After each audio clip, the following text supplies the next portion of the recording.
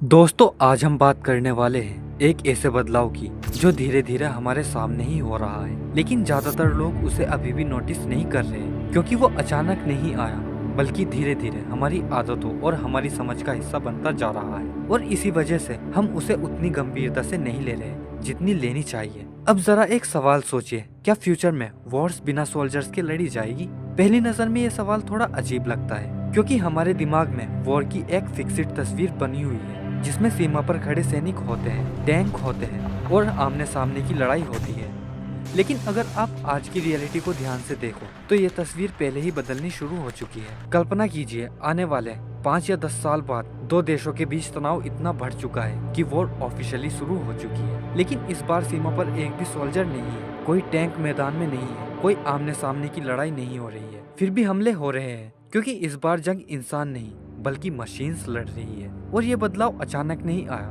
बल्कि आज की टेक्नोलॉजी उसी दिशा में धीरे धीरे हमें ले जा रही है। अगर हम आज की दुनिया को देखें तो हमें इसके क्लियर संकेत मिलते हैं, जहां ड्रोन्स अब सिर्फ निगरानी के लिए नहीं बल्कि डायरेक्ट अटैक के लिए इस्तेमाल हो रहे हैं। और एक इंसान हजारों किलोमीटर दूर बैठकर एक स्क्रीन पर सिचुएशन देखता है और सिर्फ एक बटन दबाकर कहीं दूर बैठे किसी टारगेट को खत्म कर देता है। यानी वॉर अब भी चल रही है, लेकिन इंसान बैटलफील्ड से हटकर एक कंट्रोल रूम तक सीमित होती जा रही है। और यहीं से एक बहुत इम्पोर्टेंट सवाल उठता है कि अगर इंसान सिर्फ स्क्रीन के थ्रू वॉर को कंट्रोल कर रहा है तो क्या फ्यूचर में उसे कंट्रोल करने की भी जरूरत होगी, या फिर सिस्टम खुद ही इतना कैपेबल हो जाएगा कि उसे इंसान की जरूरत ही ना पड़े? और यही वो पॉइंट है जहां आर्टिफिशियल इंटेलिजेंस की एंट्री होती है। एआई अब सिर्फ डाटा कलेक्ट करने या प्रोसेस करने तक सीमित नहीं है, बल्कि वो पैटर्न्स पहचान सकता है, सिचुएशन को एनालाइज कर सकता है और कई मामलों में डिसीजन लेने में भी सक्षम होता जा रहा है। और अगर यही कैपेबिलिटी आगे बढ़ती है तो इमेजिन कीजिए एक ऐसा सिस्टम जो खुद आइडेंटिफाई करे कि कौन थ्रेट है, खुद डिसाइड करे कि अटैक करना है या नहीं, और फिर बिना किसी इंसानी इंटरवेंशन के खुद ही अटैक एग्जीक्यूट कर दे।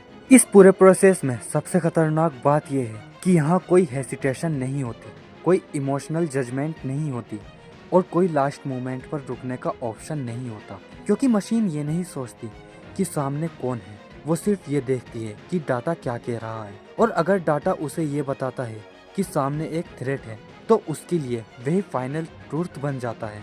और यहीं पर सबसे बड़ा रिस्क छुपा है, क्योंकि डाटा हमेशा परफेक्ट नहीं होता और अगर आइडेंटिफिकेशन में थोड़ी सी भी गलती हो जाए, अगर सिस्टम किसी इनोसेंट इंसान को गलती से थ्रेट मान ले, तो मशीन उस डिसीजन को क्वेश्चन नहीं करेगी, वो नहीं रुकेगी। उसे नहीं समझ आएगा कि सामने कोई निर्दोष है, उसे सिर्फ एक पैटर्न दिखेगा जिसे एलिमिनेट करना है। और उस मोमेंट पर वो एक गलती नहीं बल्कि इररिवर्सिबल एक्शन बन जाता है।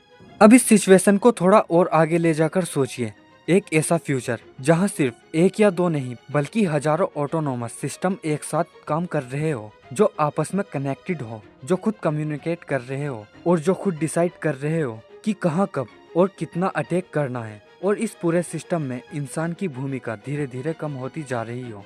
पहले इंसान ट्रिगर दबाता था, फिर इंसान सिस्टम कंट्रोल करने लगा और अब धीरे धीरे वो सिर्फ सिस्टम डिजाइन करने तक सीमित होता जा रहा है। और आने वाले समय में शायद वो भी जरूरत ना रहे। और यहीं पर एक बहुत बड़ा अनकंफर्टेबल सवाल सामने आता है कि अगर एक मशीन ने गलत टारगेट चॉइस कर लिया तो जिम्मेदार कौन होगा? क्या वो इंसान जिसने कोड लिखा, या वो जिसने सिस्टम को डिप्लॉय किया, या वो ऑर्गेनाइजेशन जिसने उसे बनाया, या वो सरकार जिसने उसे इस्तेमाल किया?